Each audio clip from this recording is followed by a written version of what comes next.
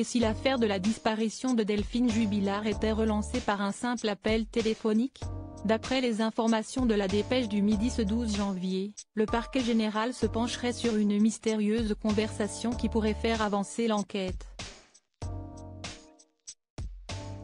Depuis la disparition de Delphine Jubilard dans la nuit du mardi 15 au mercredi 16 décembre 2020, impossible de savoir réellement ce qu'il s'est passé du côté de Cagnac-les-Mines, dans le Tarn. La jeune femme, qui aurait 36 ans aujourd'hui, a disparu du jour au lendemain sans laisser de traces. Depuis, l'enquête stagne et les nombreuses pistes étudiées ne semblent pas concluantes. Dans cette histoire, le mari de la disparue, Cédric Jubilard, a été placé en détention provisoire le 18 juin 2021 et fait, encore aujourd'hui, figure de principal suspect aux yeux de la justice. Alors que la première audience de son procès est prévue pour le 18 janvier prochain, une violation intolérable entache la procédure autour de la disparition de Delphine Jubilard.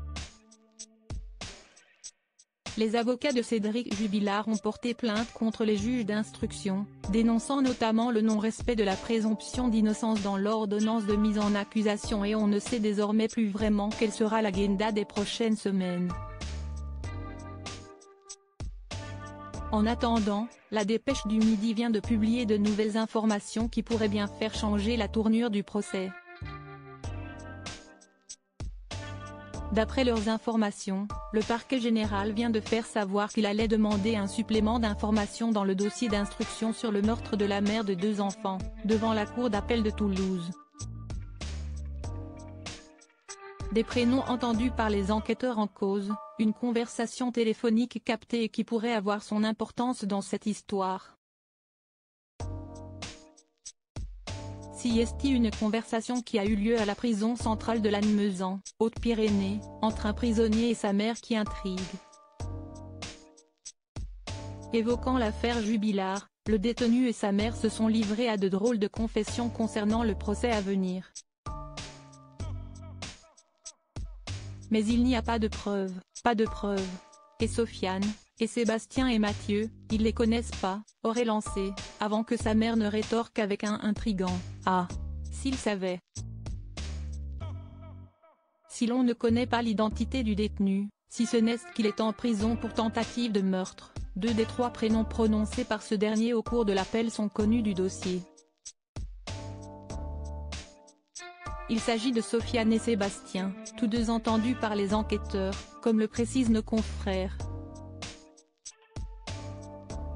Pour l'heure, rien ne certifie qu'il s'agit bien des 2 hommes en question, mais cette information pourrait bien relancer l'enquête. En parlant de l'enquête, on vient tout juste d'apprendre que le parquet général de Toulouse allait demander à ce que de nouveaux éléments soient examinés dans le cadre de l'instruction de l'affaire.